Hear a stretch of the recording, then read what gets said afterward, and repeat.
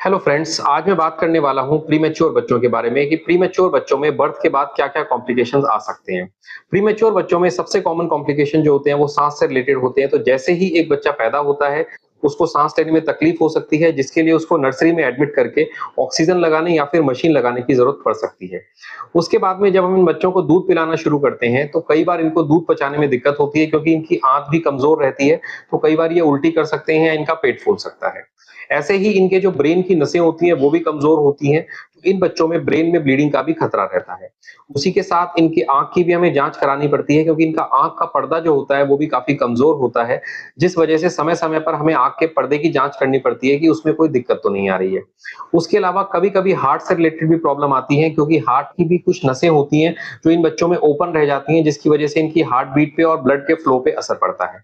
तो ये कुछ चीज़ें हैं जो कि एक कमज़ोर बच्चों में हमें ध्यान रखनी पड़ती हैं क्योंकि उनके शरीर के अंग कमज़ोर होने की वजह से उनको प्रॉब्लम आती है और एक सबसे इम्पोर्टेंट चीज़ होती है इम्यूनिटी क्योंकि इनकी इम्यूनिटी लो होने की वजह से इनमें इन्फेक्शन का खतरा ज़्यादा होता है, तो इन्हें इन्फेक्शन से बचाना भी बहुत ज़रूरी होता है। तो अगर कोई भी बच्चा प्रीमैच्योर होता है, तो इन सब चीज़ों के लिए ध्यान रखना बहुत ज़रूरी है। धन्यवाद।